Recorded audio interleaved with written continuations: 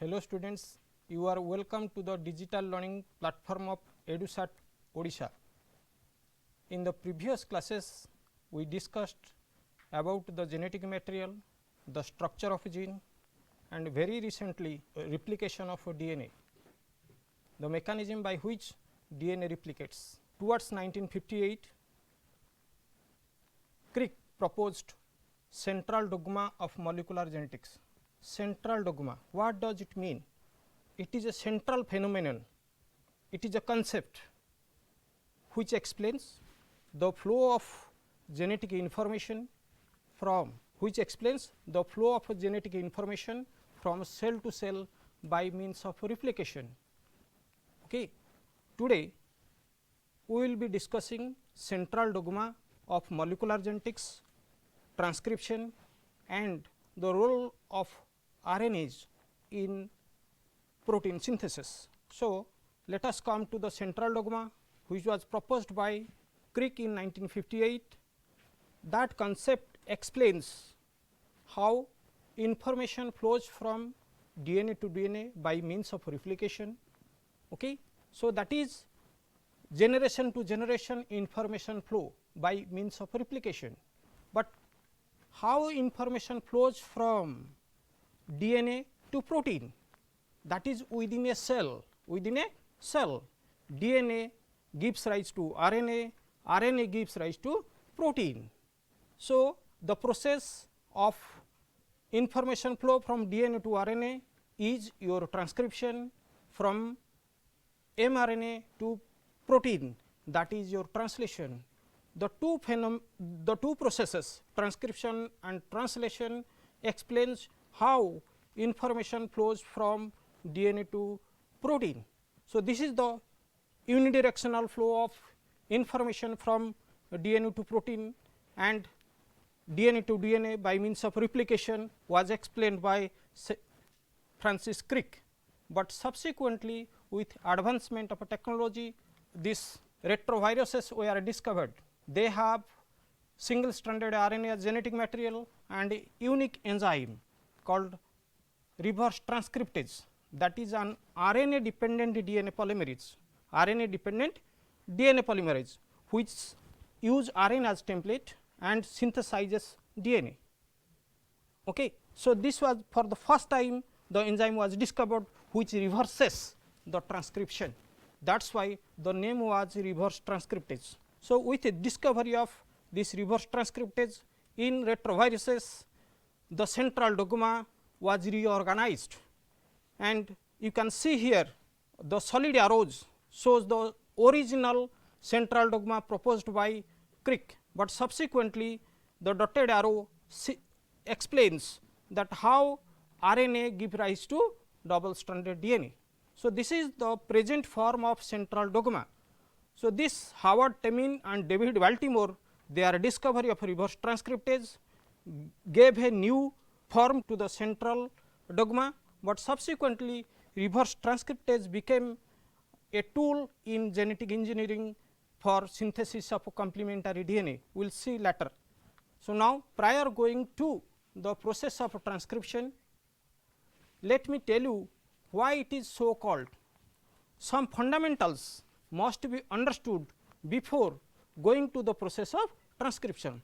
So, transcription is a process from which DNA give rise to RNA, DNA of a gene give rise to RNA, but DNA and RNA both are written in the sequence of bases. They are a language, that is nucleic acid language, but two versions, two scripts. One is DNA script, that is written in ATCG, another is written in AUCG, but both are nucleic acids. So, only script is changed. So, the process by which DNA give rise to RNA by means of transcription process. Okay. So, this is the first step of information flow within a cell. So, now let us understand what a gene is. Certain things I want to explain, that a gene is really transcribed. Gene is really transcribed. So, transcription, as we understood the two terms transcription and translation, let it be clear. The terminologies are important. So, transcription, DNA give rise to RNA, but DNA is written in ATCG sequence, but it is written in AUCG sequence. Only the script is changed, that is why it is called transcription. But in case of translation, what is in that the sequence of bases of mRNA, are converted to the sequence of amino acids, So, the language is entirely changed. So, that is why it is called translation, okay. But the details of which will be explained later. Now, what is transcribed, whether the DNA is transcribed or a portion of the gene is transcribed. As we know, genes constitute hardly 3% of the entire genome. The genes are transcribed. The DNA of gene, a gene is transcribed. Okay. So, here if it is at all a gene, it is a stretch of DNA in the chromosome which has a definite boundary, but in general DNA has two regions, especially a structural region, the other one is the promoter, that is the regulatory region. So, now here I can say you it is the structural region which is transcribed, this region is not transcribed, but this regulatory region helps the accurate transcription of this structural region. So, then let me explain the major difference between prokaryotic and eukaryotic genes, because prokaryotic genes are continuous genes. At least during our first year syllabus, we must have encountered the terms monocistronic and polycistronic genes,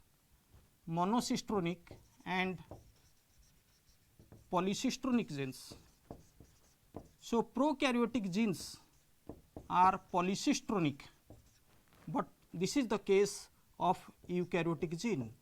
So, eukaryotic gene are monocistronic, but prokaryotic genes are polycistronic. What does it mean? A single gene here, in case of this, a promoter controls the transcription of a single cistron structural unit, but in case of prokaryotic system, many cistrons, many structural regions, if this is gene 1, gene 2, then this is gene 3, then this is the promoter. So, in case of a prokaryotic system, many genes are under the control of a single promoter and they are polycistronic and they are organized into operons. So, the prokaryotic genes, many structural units are under the control of a single promoter, that is why they are called as polycistronic. Further, you must be remembering from the first year that each cistron or the structural region in prokaryotes is continuous, whereas the cistron in eukaryotes is discontinuous. It is having exon and intron, likewise. So, in case of eukaryotes and prokaryotes, the major difference between the structures is that it is monocistronic and cistron is split. So, that is why it is split gene, but these are continuous genes. Now, question comes, a gene is transcribed, there are two strands of a gene, but what strand is transcribed? Now, I am describing that there are two strands of a gene, and if it at all, this is the promoter region and this is the structural region, there are two strands of a gene, but whether both the strands are transcribed or one is, exactly only one strand which is fixed for a particular gene, that is transcribed. If both the strands will be transcribed, different kinds of proteins may be produced, but initially if this strand and this strand, if they are transcribed, they will give rise to two different types of RNA which are complementary to each other, and they will pair up and will be degraded. It will be of no use. So, now the strand that is transcribed, let me tell this strand, because the template strand is runs from 3' to 5' direction, and this is the RNA chain. This is the RNA chain. RNA, like DNA, is synthesized from 5' to 3' direction, but template is transcribed from 3' to 5' direction. The strand which is transcribed is called template strand. Okay. So, this is called non-template strand. Non-template strand. Here let me tell you, this non-template strand is your coding strand. Coding strand. It seems very odd, because this is giving rise to RNA, but how can this called be coding strand? Because this RNA has the sense for protein, it codes for protein, as this strand is equal to this strand excepting thymine and uracil. That is why this strand is called coding strand, and this strand is also called sense strand. The motive behind drawing this to explain that this one is called sense or coding strand. The strand, the template strand from which transcription occurred, that is your antisense strand. Antisense strand. So, antisense strand is really the strand which undergoes transcription, not both the strands, only one strand undergoes transcription. Now, look at the screen. Here I have given just an operon in which 3 genes, gene 1, 2, 3, they are contiguous, pakhapakhi heiki achandi, and they are the under of control of a single promoter. This is the organization in case of prokaryotes. Now, because in our syllabus transcription in E. coli or prokaryotic system is mentioned, that should be explained well. So, now a gene, a regulatory region which is called promoter, and the structural region which undergoes transcription. So, the template strand of the structural region undergoes transcription. So, now the 3 regions of a gene, because a gene has a boundary whether it is in prokaryote or eukaryote, gene meant for function. A gene has a promoter, regulatory region, where from the transcription starts, or that directs from where the transcription of the gene will take place, and ultimately another sequence towards the end, that is downstream of the coding sequence, is your terminator. That sequence has the signal or has the sequence which directs termination of the process of transcription. Now, my question is, promoter is a regulatory region that is upstream of the coding sequence, that is towards the 5' end of the coding sequence, present towards the 5' upstream of the coding sequence. Now, another thing is how the enzyme which carries out transcription, that is RNA polymerase. In prokaryotes, there is a single type of RNA polymerase. It transcribes all kinds of, or it synthesizes all kinds of RNAs, tRNA, rRNA and mRNAs. It has only one type in its cytoplasm, in its cell, but prokaryote has, E. coli has about 4,500 genes, but how the enzyme being the same, how it identifies what gene at what time is to be transcribed. Here I want to mention 2 important things. the enzyme has a sigma factor, I will come to that. That sigma factor recognizes the promoter. So, promoter is important. So, promoter of all the genes in prokaryotes when sequenced compared, when they are compared, it was found that upstream, that is towards the 5' end towards the -10 base sequence, there is a consensus sequence. There is a consensus sequence which is hexanucleotide T A A T A T. So, towards -10 region, towards -10 region, this Pribnobox is common to almost all the genes. That is why it is called consensus sequence. This sequence is identified by the sigma factor of RNA polymerase. Here let me explain what +1 and what -1, -2 and -10. +1 is the base, the first base which is copied, transcribed to mRNA, that becomes the first base of the mRNA, and minus is the base that is just upstream of that. So, between +1 and -1 there is no gap, no 0. So, +1 is the first base to be transcribed, -1 is the base upstream, first base upstream of the promoter. So, prokaryotes have the Pribnobox.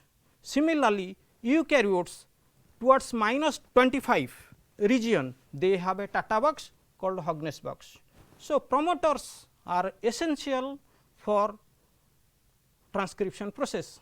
Why I emphasized this? Because you must know eukaryotic genes, insulin gene is now placed in bacterial system. So, when this is placed, it is the insulin gene coding region by structural region, it must be tagged to the prokaryotic promoter, otherwise it will not work or operate, not be transcribed in the prokaryotic system. So, understanding the promoters, structural regions, property of the structural region is very important, while we will be going to genetic engineering in the subsequent sections.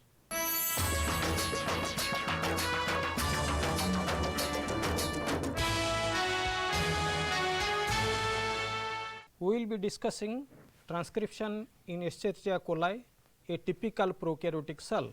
In prokaryotic cells, there is a single RNA polymerase, that is called DNA dependent RNA polymerase, because that uses DNA as template and synthesizes RNA. That is why it is called DNA dependent RNA polymerase, and it is only of one type in prokaryotes.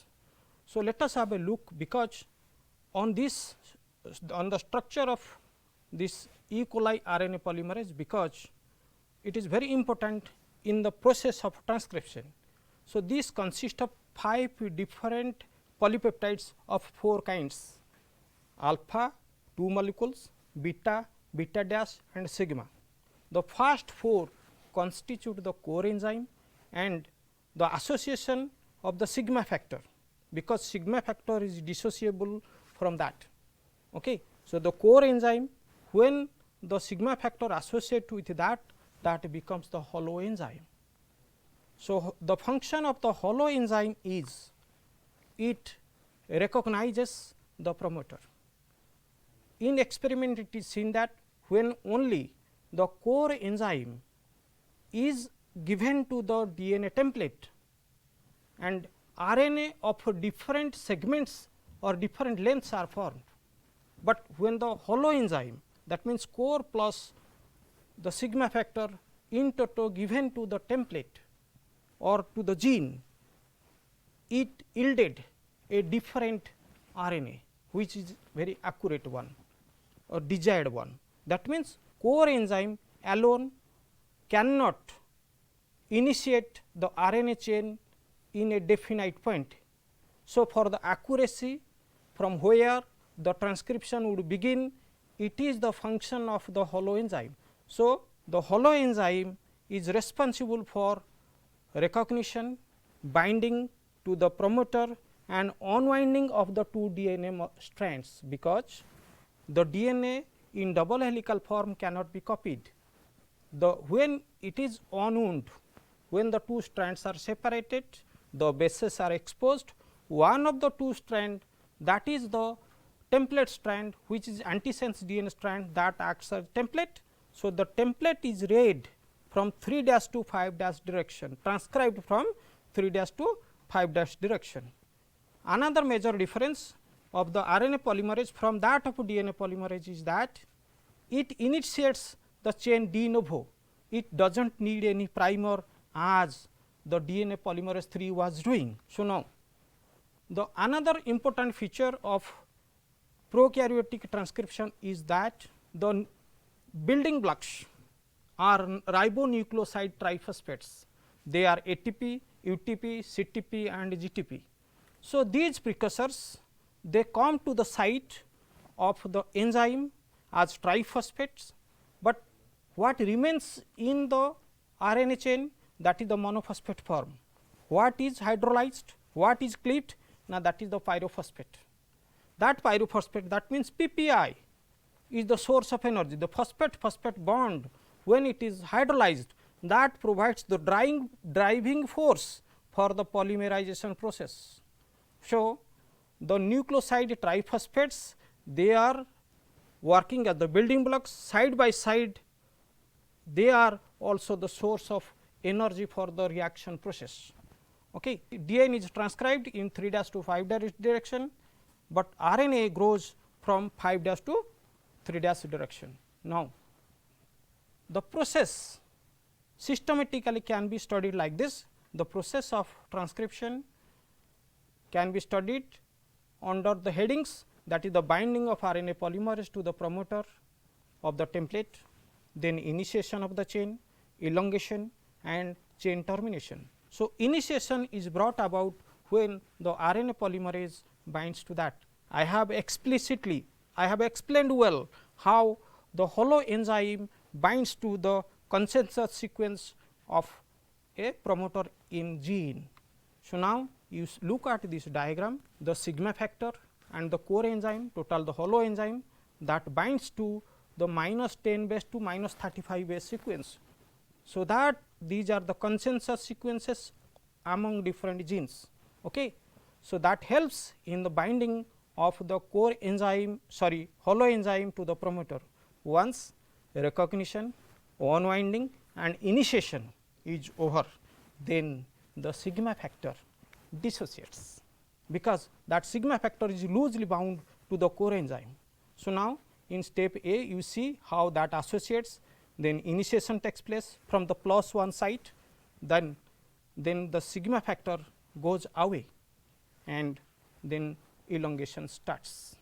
So, what is seen here, I can say there is a temporary local unwinding of the base. What long of the DNA is unwound? It is exactly 17 nucleotides long DNA is unwound locally by a RNA polymerase for transcription to take place. It forms a transcription bubble. If you look at, it is a transcription bubble. There the unwound DNA, the growing RNA chain, they constitute the building blocks, the enzyme, everything constitute the transcription bubble. So, now in the elongation phase, RNA synthesis begins after the formation of the first phosphodiester bond, whether it is DNA or RNA, does not matter. Everywhere nucleotides are linked to each other by means of phosphodiester bond. But what would be the first base, what would be the second base, that what would be the third one? It is not arbitrary, it is directed by the complementarity of the template strand. So, template strand determines what would be the sequence of bases in RNA.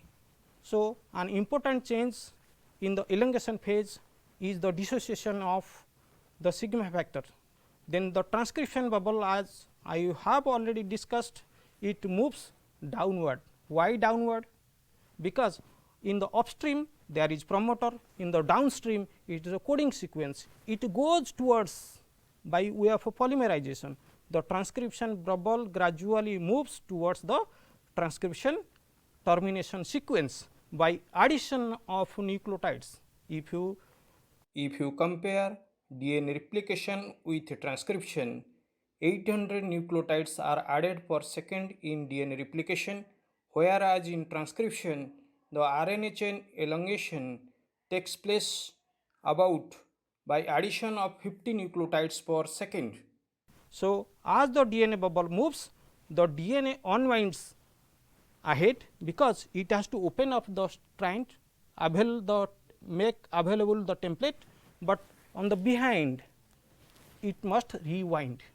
So, the basic reaction carried out by RNA polymerase is like this: a particular length of RNA having n number of nucleotides and one nucleoside triphosphate.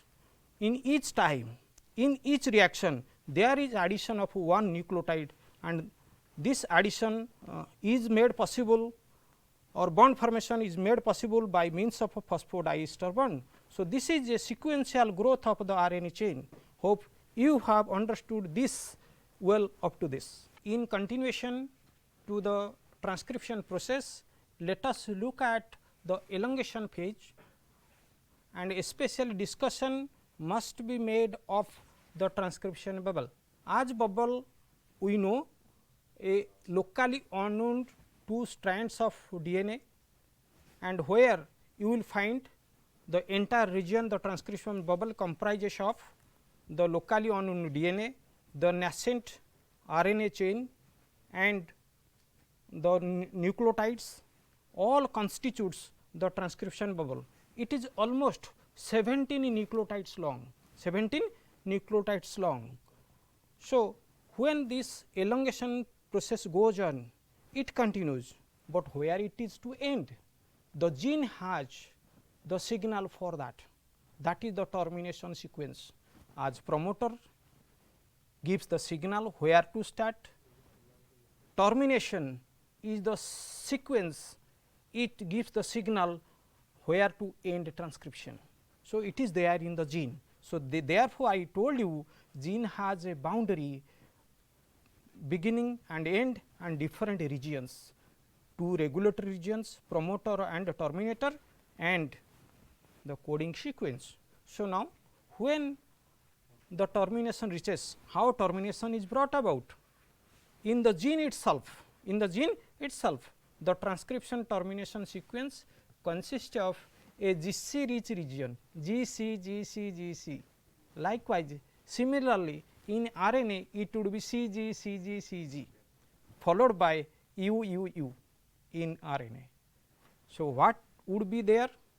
Now, this RNA, because of CG, CG, CG basis, it forms complementary structure, complementary exist. So, it goes for a secondary structure, which is a hairpin like structure. If you look at this structure, this looks like a hairpin with a head, and that is one unpaired region, and the stem having CG, GC, GC region like this. So, when in the RNA itself a stem hairpin like structure is formed, followed by U, U, U, U, that gives a signal to the RNA polymerase, and the RNA polymerase halts, pauses therein, and after some time the U, U, U region also signals, and it there the RNA forms weak bonds with the DNA, and there the RNA terminates its synthesis. So, RNA releases, and the enzyme also leaves the termination sequence, as a result of which the hairpin like structure, because its conformation, 3 dimensional conformation, results in termination of the process of transcription.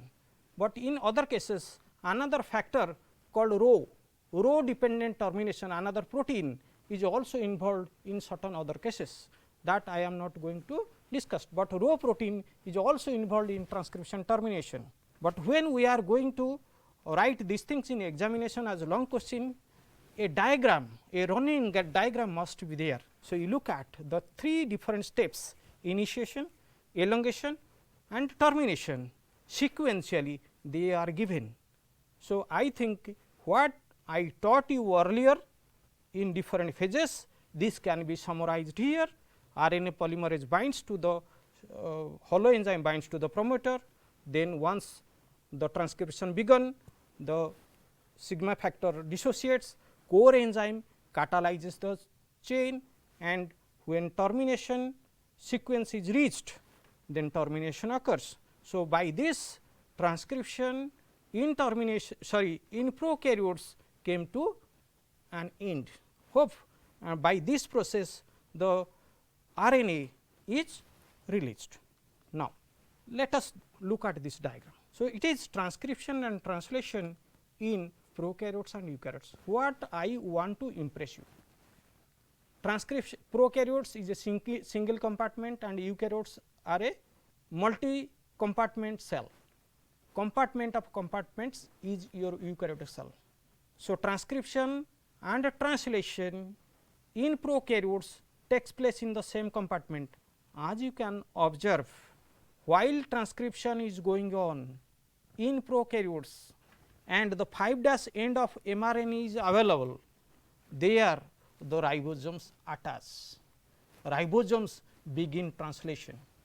So, what I mean to say, in the same compartment simultaneously while synchronously while transcription is going on is still not finished, at the 5' end the ribosomes attached and bring about translation.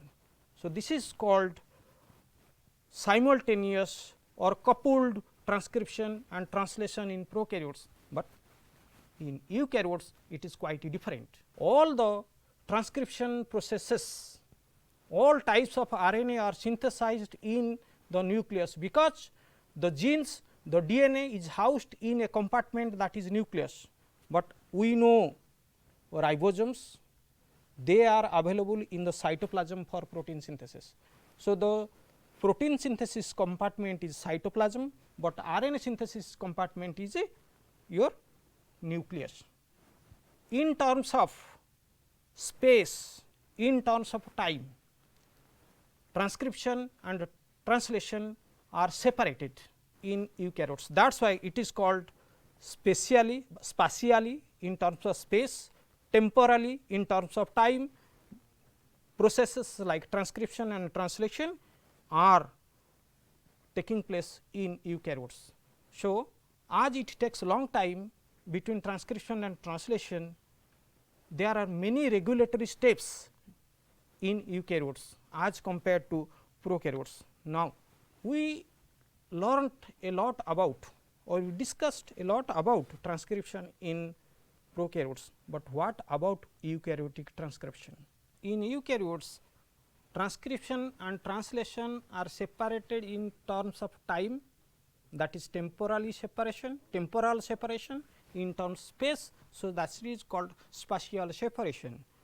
But we discussed a lot about prokaryotic ones, but eukaryotes have a lot of differences between in their transcription process from that of prokaryotes.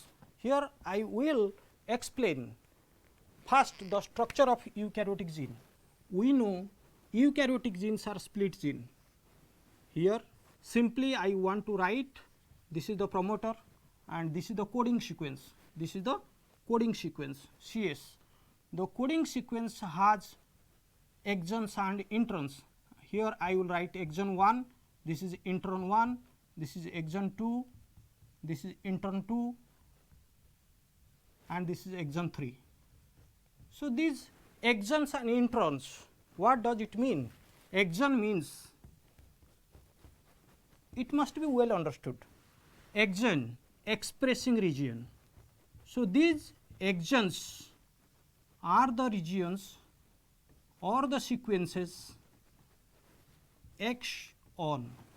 These are the regions which must be finally reflected, these must be finally spliced back to form the functional mRNA.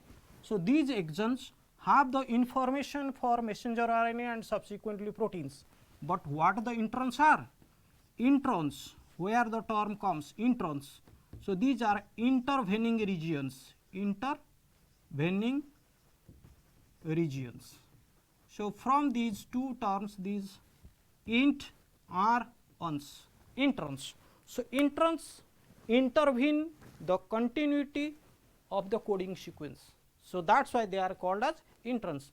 I may tell you this is the nature of the split gene. Split gene was discovered in 1977 by Philip Sharp, okay, Roberts and Philip Sharp in 1977 in adenovirus, which is a eukaryotic virus.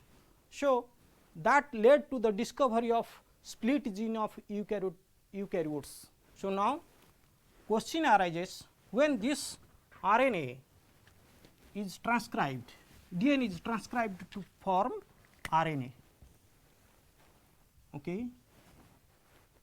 When this is transcribed, because this much is not going to be transcribed, this is to be transcribed. So, this is your primary RNA transcript, primary RNA transcript. The product of transcription is called transcript.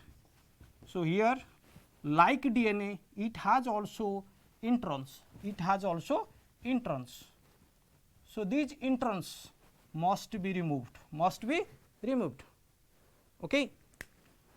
I will show how these introns removed and this transcript is processed. I will show you this in the slide, but here let me emphasize that in contrast to prokaryotes, eukaryotes have 3 different types of RNA polymerases.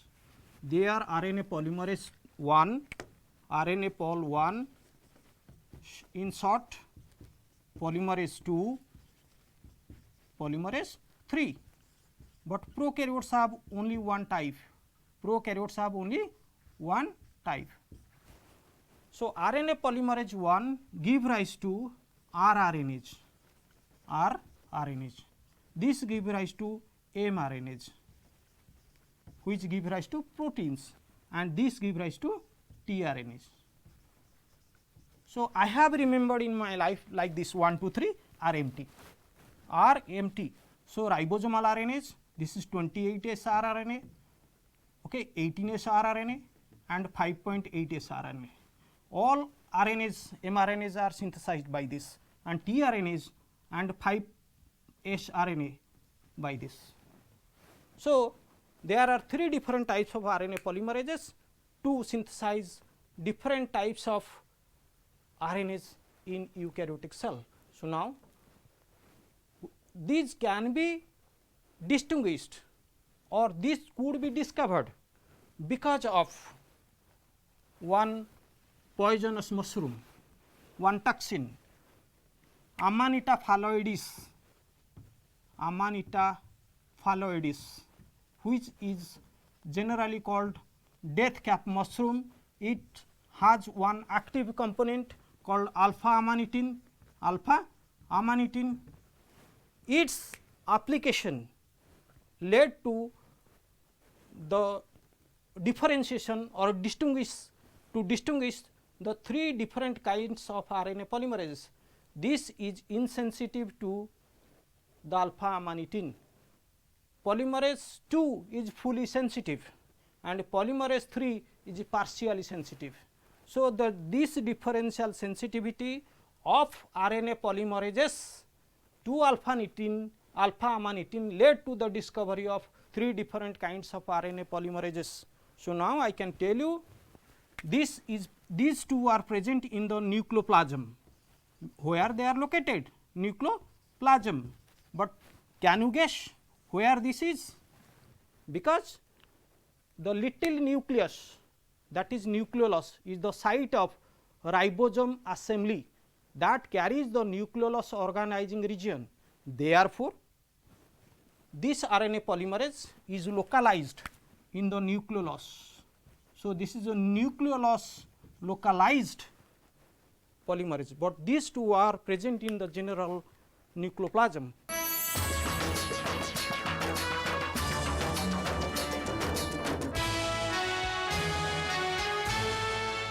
Now, let me explain how this RNA processing occurs.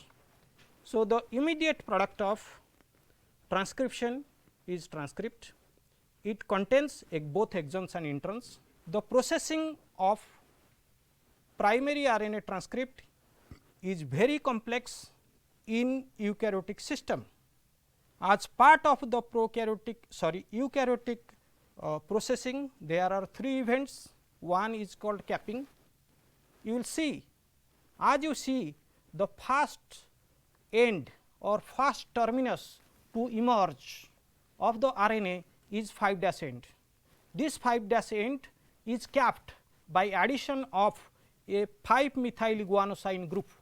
So, capping is addition of 5-methyl guanosine, a chemical group, to the 5' end, and once transcription is over, then template independent polyadenylation takes place towards the 3' end. You see, once transcription is over, in the green color a polyatel, that means many adenosine residues, adenylic acid residues are added, mostly 200 to 300 residues are added to the 3' terminus, but that is not template dependent, that is template independent.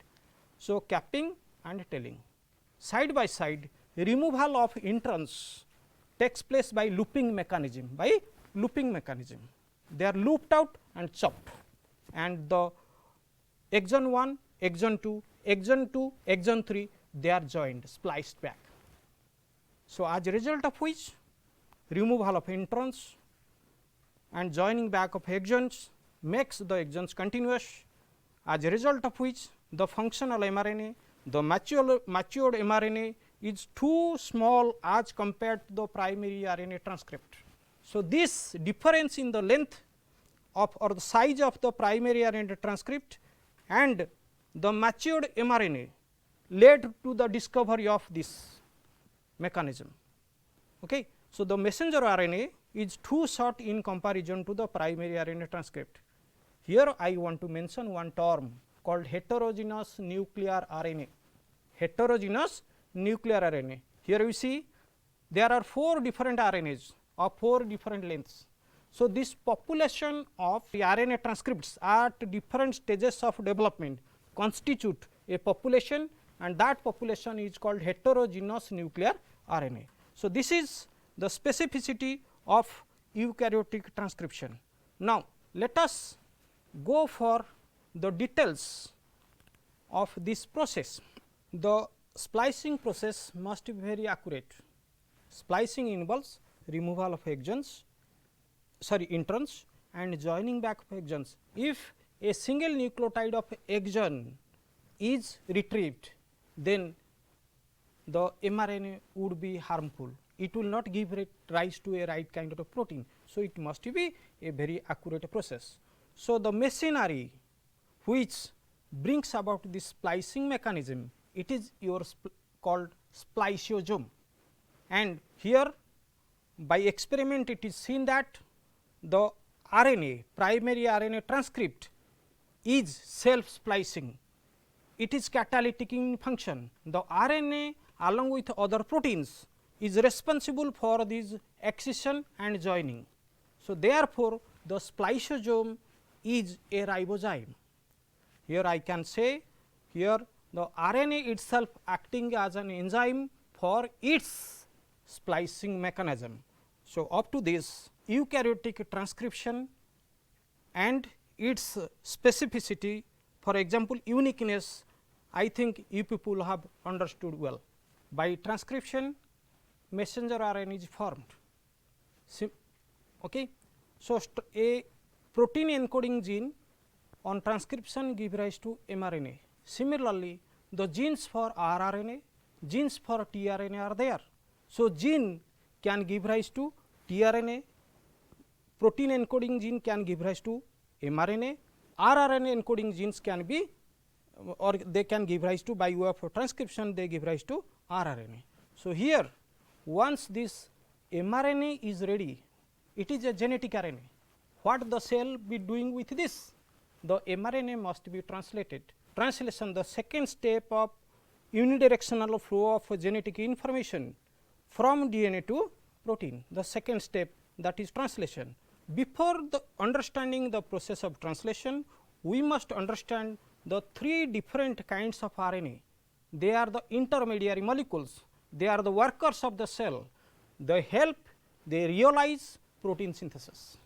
So, here in the context of protein synthesis, I am describing what the different kinds of RNA do.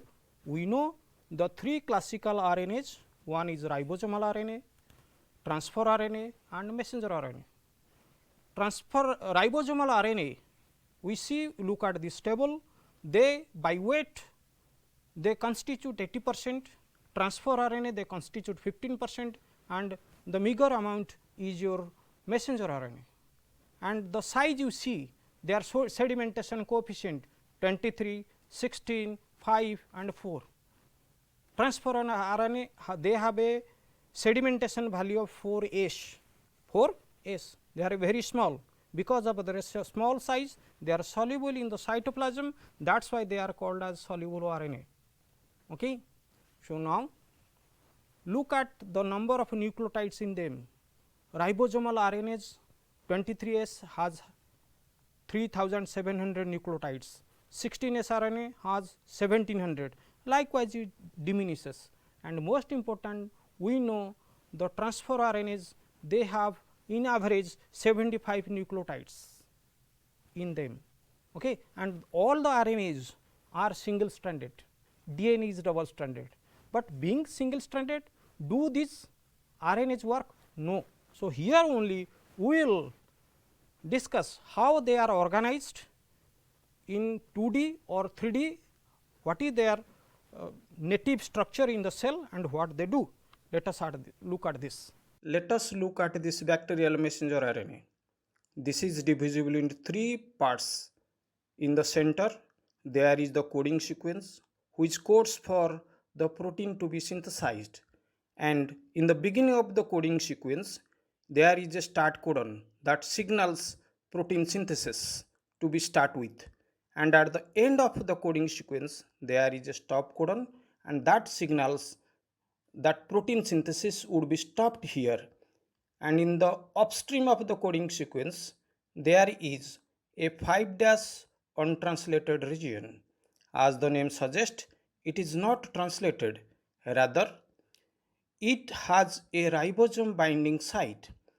So, during protein synthesis, a ribosome sits in this ribosome binding site and then it starts protein synthesis. And at the 3' end of this coding sequence, there is a 3' untranslated region. So, both 5' untranslated region and 3' untranslated region has regulatory roles. This poly A tail is variable. Now, messenger RNA has a very short lifespan, and in the messenger RNA, message is written in the sequence of bases. Very shortly, or in the coming class, we will be coming how the bases are read. The bases of this messenger RNA, which is a sequence of continuous bases without any gap, gap or a punctuation, they are read continuously 3 at a time, that is 3 consecutive bases makes a codon, and that is read by your transfer RNA. So, next is your here the messenger RNA has certain features, they contain a continuous sequence of nucleotides encoding specific polypeptide. One mRNA give rise to a specific polypeptide, they are found in the cytoplasm, because the site of protein synthesis is your cytoplasm. They are attached to the ribosomes when translated, that means ribosomes are the macromolecular complexes, they attach to the messenger RNA, then upon which the transfer RNA binds to bring about a translation. So, this is a complex interaction of 3 different kind of RNAs to translate or to bring about protein synthesis. So, besides this coding sequence, the untranslated region at the 5' at the 3' end, they have regulatory role and they also contribute to the stability of messenger RNA. Here, besides the messenger RNA, which is genetic in nature, that carries the genetic information, the transfer RNA, which have a very small value, 4s value, its nucleotide length varies from 75 to 95 nucleotides. It has a linear structure, it can give rise to a secondary and tertiary structure. in tertiary structure you can see it has two ends. Its name is transfer RNA. What it transfers? If I make this as the ribosome to which the messenger RNA binds, and this is the cytoplasmic area. So, transfer RNA binds the ribosome amino acid and brings it to the site of protein synthesis, that is the ribosome. So, that is why its name is transfer RNA. It transfers amino acids from different corners of the cytoplasm to the site of protein synthesis, that is ribosome. So, it has two different important points. One is anticodon site, the other one is amino acid binding site. In the two arms, opposite arms, in one end it reads the codon through its anticodon, and in the other region it binds the amino acid. Okay. So, transfer RNA are very important in the translation process. And the third one is your ribosomal RNA. They constitute the major component of the cellular RNA, but ribosomal RNA they do not work singly. In association with many number of polypeptides, they give rise to ribosomes. So, ribosomes are macromolecular complexes. They are molecular machines, I will explain in the coming session. So, here any ribosome comprises of two units, one is the small subunit, the other one is a large subunit. In case of bacteria, this is small subunit is 30S and large subunit is 50S, and in this subunit form they are remaining in the cytoplasm, but when they come to protein synthesis they assemble, that give rise to the 70S ribosome. So, ribosome helps in translation, it reads the mRNA, and one thing you remember, the rRNA 23S rRNA or 28S rRNA present in the large subunit is the peptidyl transferase. It brings about peptide bond synthesis during protein synthesis. To sum up this process, I may say you the genetic information flows from DNA to messenger RNA, from messenger RNA to polypeptide, and the first step is transcription and the second step is translation. So, this is the unidirectional flow of genetic information to realize protein synthesis. Why these things must be explained well? Because the ribosomes, unless we know the different sites of this ribosome, we cannot target this. So, ribosomes are targeted by biochemists for development drugs. Okay. So, now I hope you people might have understood well the process of transcription, prokaryotic, eukaryotic, their difference, uniqueness, and this will help us in understanding the second process of unidirectional flow of information from DNA to protein. The second step is translation. Hope we are in a position to go to translation in the coming class. Thank you.